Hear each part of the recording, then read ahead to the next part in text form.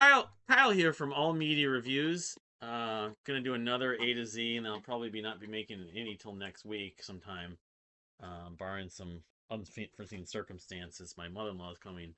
She's got a surgery tomorrow, I think. So letter B, I'm doing the letter B's for CD A to Z, and it's gonna probably be 3 videos. It's like many of these are gonna be multiple. Many of these letters are gonna be multiple videos because I just have so many CDs. It's talking 1,500 discs. So all right, to get it kicked off, I have the Bach Brandenburg Concertos from German Bach soloist Helmut Winschermann.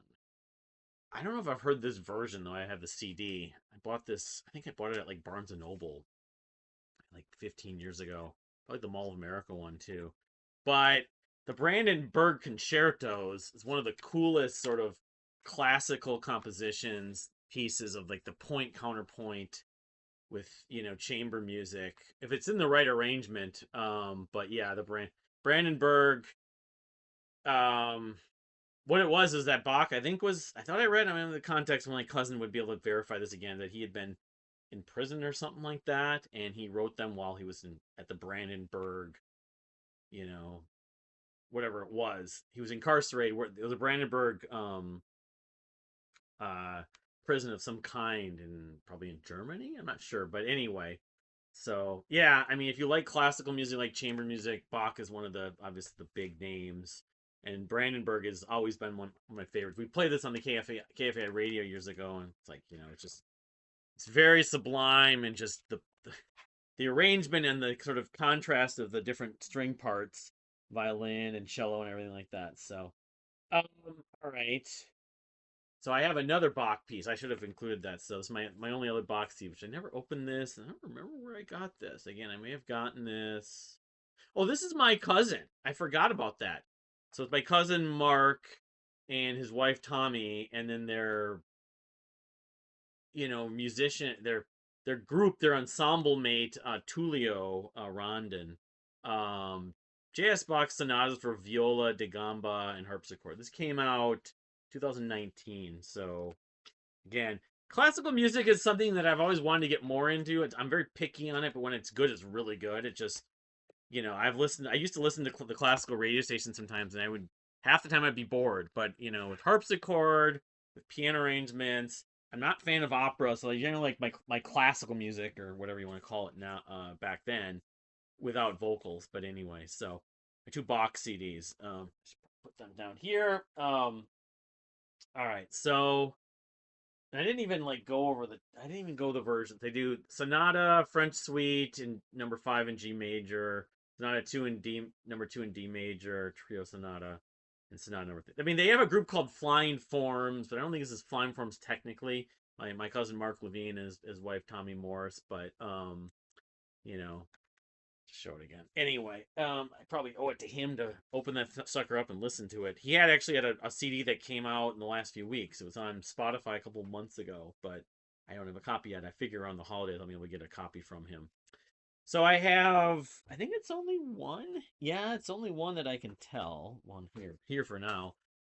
CD from the band Ballaset. This is Greg Ballaset. Greg Massey rather. He calls his band Ballaset, who was in Maldon of the Well. He was one of the guitarists, and then he's from Boston, and he also was in KO Dot at the early points of KO Dot. But this is his own band. He has a female singer on this. He did different music, and I thought I bought multiple CDs from him because he had this podcast called The Color of Air, which I don't know if he still does it. He's on Facebook. I follow him, but yeah, I mean it's sort of gothic metal of sorts. I know he's a big Iron Maiden fan, but the music doesn't really resemble Iron Maiden that much. But this album is called A Time for Rust, and it came out Retcon Records. That's his own label, 2009. So, but yeah, Ballaset, good record if you like sort of gothic metal with like some progressive undertones. I mean, it's not exactly like Malden of the Wall. It's not that sort of avant-garde, but it's not like pop music either. So anyway, Ballaset. All right, so I only have one. I thought I had one of their EPs at one point, or because I used to see them sometimes. But for a band that got sort of big, they never really they didn't have a very lengthy catalog. Only like 3 full lengths, and this is the only one I really like. But although the EPs, I probably owe it myself to hear. But This is Battles. The Battles debut album Mirrored. I have this on vinyl too. Um, early to mid like early mid to late 2000s math rock. They had two other records, but does this come with like a DVD or this is just it? Let's see this. I have to say that these videos that are on this laptop, while they don't come out awful, some of the picture doesn't look great. I wonder if it would make a difference if I put the light on. Let's just see if this maybe makes any kind of difference. It looks like grainy. Well, see, I've tried using this thing. It makes it worse in some ways. I don't know.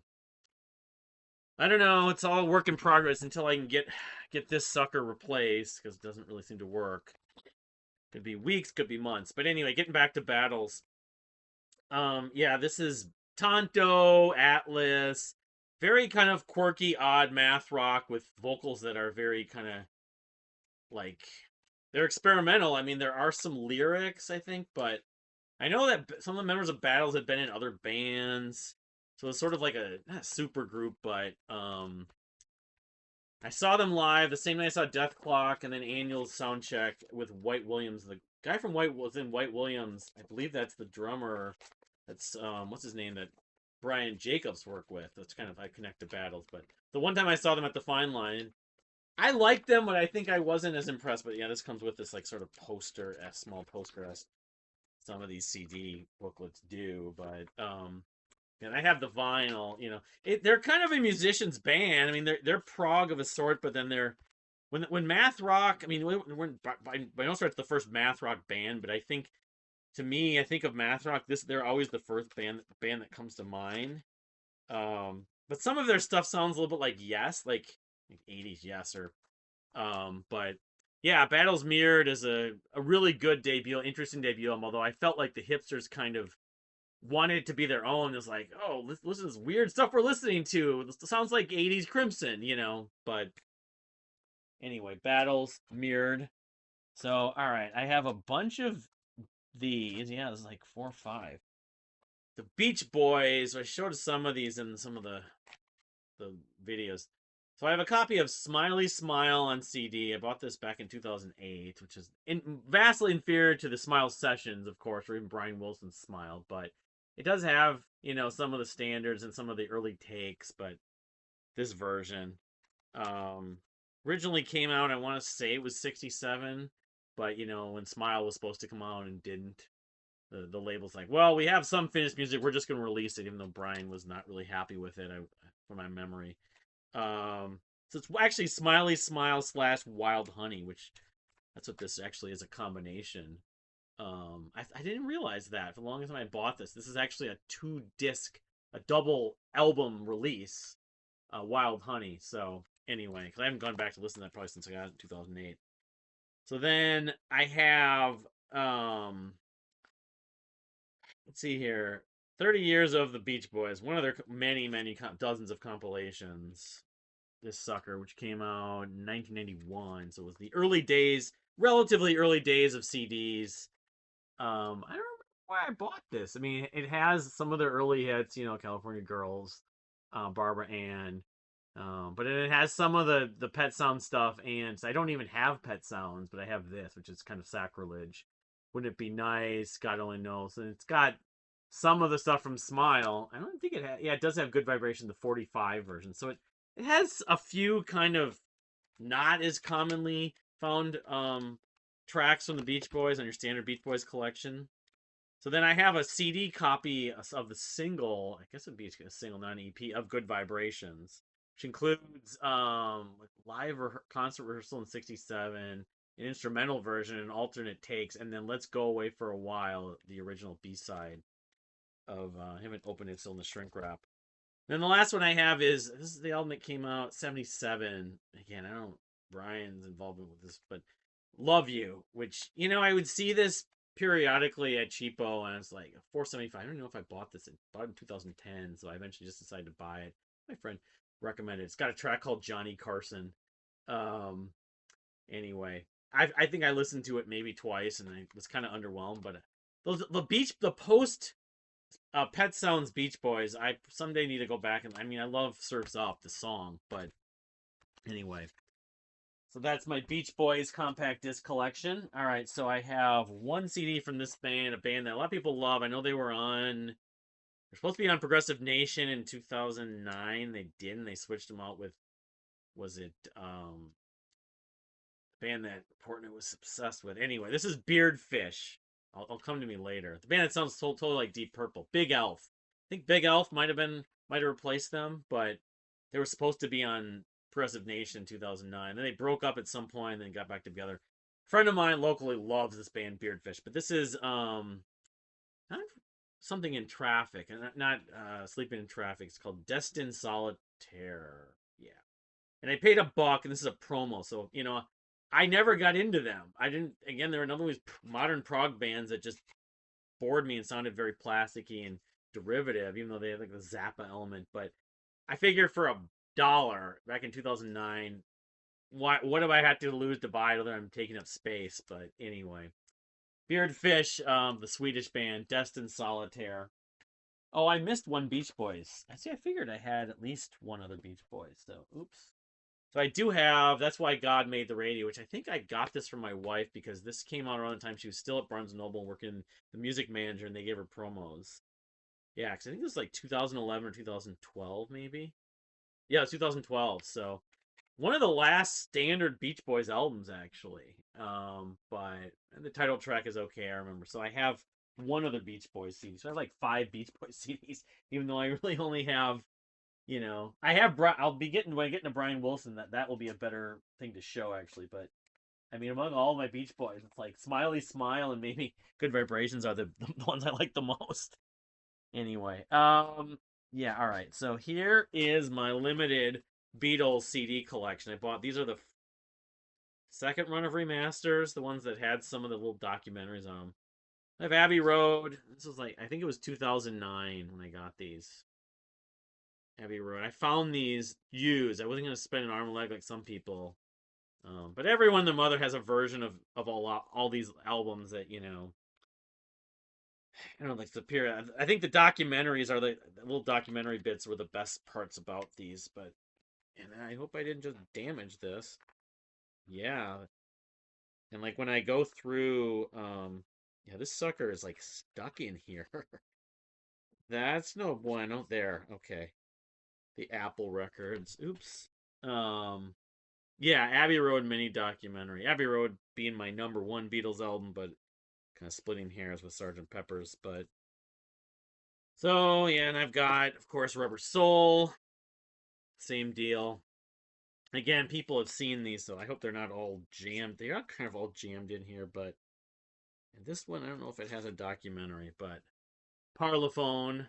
Maybe this Rubber Soul came out before they formed. It's got the Apple symbol, of course, but it's a different track list, of course, on some of these Beatles albums. But um, in my life, of course, if I needed someone, George Harrison, Run for Your Life. Yeah, it does have the mini documentary. That was the thing, assuming they still work. Sgt. Pepper's, not the first album I ever bought on vinyl, but again, the gatefold with the Parlophone, the mini documentary, perfect record. Day in the Life is, if not my favorite, a top 3 or 4 Beatles song, like most prog fans. It's got the book. I'm not going to go through the book. And then, of course, I've got Revolver. The one that a lot of people champion, I think, is the better than Sgt. Pepper's or better than Abbey Road in some ways. I don't go that far, but yeah, these all have the little mini documentaries. Only Sleeping. It's like the Monkees have a song that's similar to that. She's Only Sleeping, or he's Only Sleeping, but Taxman Eleanor Rigby, of course, Here, There, and Everywhere. She said, Yellow Submarine I'm burnt out on. Good Day Sunshine's good. Got to Get You Into My Life. I love that song. And Tomorrow Never Knows, of course. Great psychedelic pop rock, kind of invented the psychedelic, in some ways, music style. And then Magical Mystery Tour, which sometimes I feel like this is, from a song standpoint, better than Abbey Road and Sgt. Pepper's in that. It's like it's got so many, even though they're pop songs that have been played on the classic rock radio and radio for ages. Yeah, does this have the doc? Yeah, it does. Again, it's Capitol Records. Um, Mystery Tour. Well, I've never seen the film. People didn't love the film, but the music on this, I know it's like, well, this is B-sides from Sgt. Pepper's, or I mean, Blue Jay Way, Fool on the Hill, the title track, I Am the Walrus, Your Mother Should Know. It's Penny Lane. I'm not sick of a lot of these songs. I've talked about this before. All you need is love is the one red herring on here. I don't need to hear that. It's just so repetitive. It goes on forever. But anyway, that's my Beatles CD collection. My vinyl collection's a little bit more extensive. So, and okie dokie. I don't. Oh yeah, okay. So I've got Banash or Beck. I guess it'd be Beck. Jeff Beck. The only Jeff Beck disc I have is, which I also think I have vinyl now, with Jan Hammer, the Jan Hammer group. So, and they played a couple songs from Like Children on this. This came out 77. So that was the primary reason. Jeff Beck's an artist I've never explored. I know he played with the Yardbirds, of course, his solo stuff. Um, but it's got Full Moon Boogie, Darkness, Earth into Search of Sun. I know that might be Earth, Still Our Home. So those two especially. It's got Freeway Jam. I think that's a Beck composition, but with the Jan Hammer stuff from the Goodman Hammer. But I don't think Jerry Goodman actually shows up on this. I don't know who else is in the band. But it's a live album that it was on my live album list, I think, or my jazz list. Uh, yeah, I don't think they got John. Of course, it is with Jan Hammer, but someone else, the mastering. I'm looking at who's in the band besides Jan Hammer and Jeff Beck, and it doesn't say on here really. Many thanks to personnel: Jeff Beck, Jan Hammer group, Tony Smith on drums and lead vocal on Full Moon Boogie, Fernando Saunders bass. Okay, there it is. Different people: Steve Kindler, then Jan Hammer, of course.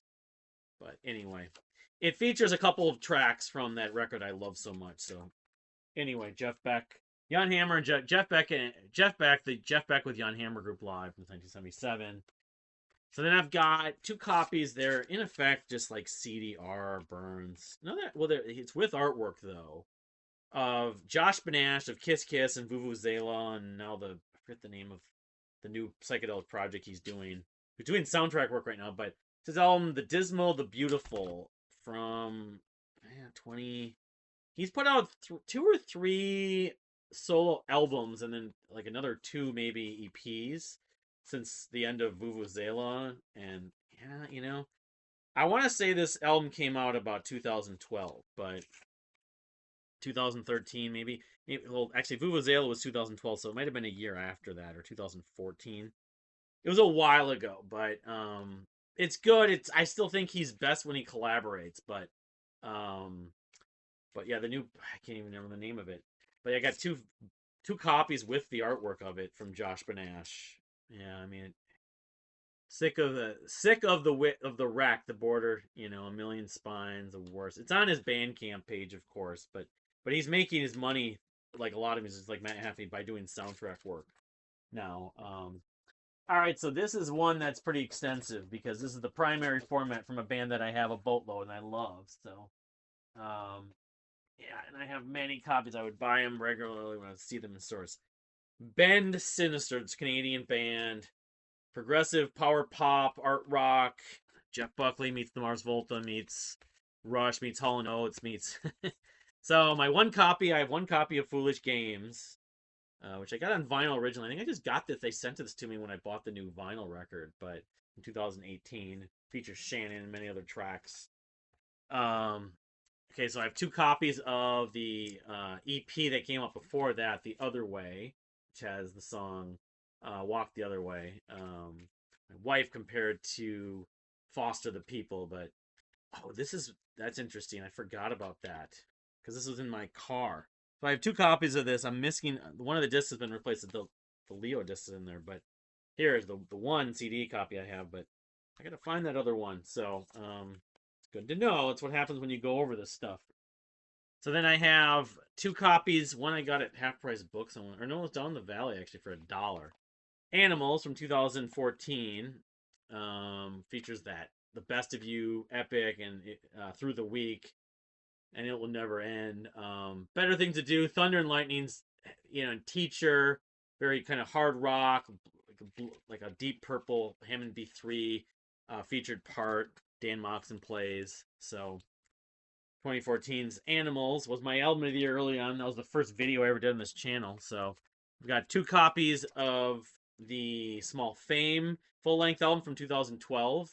Maybe their most overt power pop album. She Don't Give It Up, One Shot. But it has a lot of like Deep Purple-esque moments as well. And it has a song called Black Magic Woman, which is not a cover of this, the Fleetwood Mac and then Santana track. Quest for Love is my favorite song on Small Fame, though. I think this is the one that I have the vinyl where it's a bridge. Maybe it's the Animals. One of those is an abridged track. Unfortunately, on the vinyl they couldn't fit it all. But yeah, this is a terrific record. Maybe the most recommended because it's just the songs are so accessible. So My Lady, it's got great blues rock elements. It is progressive, but it's very catchy. It's just Ben Sinister doing their thing on Small Fame from 2012. 1 copy of their EP On My Mind, which has the title track, Got You on My Mind, really it's called. Give It a Rest. This is probably, for my take, is maybe my least, other than maybe the debut jazz fusion thing from like 2002, my least favorite thing they ever did, but I still like it. But this wasn't the one that it was Spring Romance, which I don't have on CD. I don't think it ever came out on CD. But anyway, 2011, it came out the year before Small Fame, On My Mind. And then I have 3 copies of their masterpiece, their best. And they have so many really good records, just fantastic records. But Stories of Brothers, Tales of Lovers came out was October of 2008. One song, it's like a suite of songs that go together so well. Very classic rock, for like Elton John and Billy Joel and Styx. But then song like Demise is totally progressive. It has these moments that the build up is just crazy good. The Same Things, Brother of Humankind. It's a fun record. It's a bunch of different topics, but it's got the news that references the Beatles, of course. But anyway, 2008. This was in effect their 3rd record, but really, their 2nd record from 2008. 3 copies of that. I have 1 copy of their self-titled EP. Came out in 2007, which has 5 really good songs. A couple of them the Symbols clip, but Yours Truly, TV War, Time Breaks Down probably is their catchiest song ever still. Only 1 copy of that. I don't want to keep this in reasonable shape, but yeah, they had a lot of lineup changes. Dan Moxon was the one, consistent member of them. But yeah, this came out in 2007, and a lot of these songs were on MySpace. And then I believe it was Yours Truly and Juliana ended up on Stories of Brothers, Tales of Lovers. But yeah. Anyway. And then I have 3 copies of Through the Broken City from 2005. Not their debut album, but in some ways it was a debut album. The first album they had vocals. Sort of very much the Mars Volta meets Jeff Buckley meets Queen. The production is what of its budget, but I love this album a lot. Through the Broken City, the title track, Fool to Love, Preach for the Stars, Tough Love, Truth or Truth. The segues and fun, energetic, fast guitar riffs that's very kind of mathy, kind of like the Mars Volta, are among the many highlights in this. The keyboard parts are just catchy and just the energy's off the charts at times in this. But anyway, so that's my Ben Sinister CD collection. So now we move on to, and I have 2 copies of that. It's like 1 copy. Yes, I think this is their. Yeah. Those who don't have like artwork or anything like that. Bent Knee. So I have 2 copies of their 2nd album, Shiny Eyed Babies, from it was like 2013, 2012. Having to memorize, my cats are chasing each other. All the different years on this stuff is never a thing that's easy for me. But this is my favorite, and by a lot of people's tokens, if they're choosing one record, this is often the one they choose. Bent Knee, they met at Berkeley and formed when they were at Berklee College of Music. This other Battle Creek is one of the highlights. The title track, Dead Horse. It's like experimental rock music using violin and a lot of odd, quirky moments. But I felt like the progressive element worked. It didn't get too far out there or off the rails on Shiny Eyed Babies. The 2nd record. I can't speak that much about their first record, but so then I have the follow up, which is the first record I actually when I got into them. This was in 2016, so I think China Babies maybe had 2014, so 2013 or 2014, but Say So, it's got signed as Cuneiform. Say So from 2016. I always associate this album with Esperanza Spalding's Emily's D plus Evolution. I heard it both around the same time toward the end of the year in 2016. I got into both, and then I guess I found out they were both fans of each other. And like I think Esperanza went to Berkeley too, probably around the same time. But yeah, this is a good record. I haven't listened to it in a long time, but I like a lot of it. Although it's not as memorable as Shiny Eyed Babies or the one that followed it. So I have this thing. I think this is Land Animal, the one that came in my vinyl. I have it on vinyl, but so I'm just gonna assume that's why it's here. This is a let's see. Well, yeah, it is Land Animal. You can barely read it there. Again, my apologies the quality of the video on this because it's my laptop and I need to get a camcorder. So all right. So I think yeah, this is it. This is the last artist for this video and this part. This is my Between the Buried and Me collection, which is pretty. Of the early stuff, it's pretty much extensive. So self-titled debut album, which is there's really no clean singing in it. The title from 2002, but it's progressive in a lot of ways, but it's still maybe their most metalcore. But yeah, I mean, I like it. I like it more than some of the stuff they've released the last 15 years. So all right, I'll try to go. I do this all chronologically, be nice, but then I have a copy of Silent Circus. Here's the little cover slipcase in a jewel case or cover for the jewel case. This comes with a DVD, so it's like maybe a making of or it's just some demos and some like other versions. No, a live performance in Carborough, North Carolina. This came out in 2003, so it was just like the year after. They're releasing an album almost every year. Victory Records, who I'm not sure they were the best two Between the Buried to me anyway. But this has Mordecai. Mordecai is my go-to, but it's got some other tracks I like. Odd Diglamut, or whatever it's The Need for Repetition. They did some clean solos. They were sounding a little more like Dream Theater points in here. But yeah, Between the Buried to Me's second album, Silent Circus. And then I have Alaska, which is, overshadowed by the record that came after it. But great record. I love Alaska a lot. It's more progressive. It's still extreme. Still really heavy. There's still a lot of growling, but the song that everyone references most is the Selkies, The Endless Obsession, which sounds a lot like Three of a Perfect Pair from King Crimson, but it still works. That riff is very similar, that math rock influence. But Backwards Marathon, The Primer, Autodidact, Laser Speed Robot. This is fantastic. And the title track. I mean, if I'm gonna listen to one Between the Buried and Me record for songs, it would be this. It wouldn't be actually Colors. So I have. It looks like I have two copies of Colors. I don't know why I ended up buying a second copy, but I think one of them might have included some extras. I could be wrong, but got me into extreme metal in 2007. I got it was September. Everyone was talking about this, but yeah. I mean, of course, it's got White Walls, probably the best song still. Epic 15-minute closer, whatever it is. And it's got Son of Nothing's the other my second favorite track on Colors. But Ants of the Sky, prequel to the sequel. The little informal gluttony. The whole thing flows so well. So this is a promo. That's probably why I bought it. And I was so into it at the time.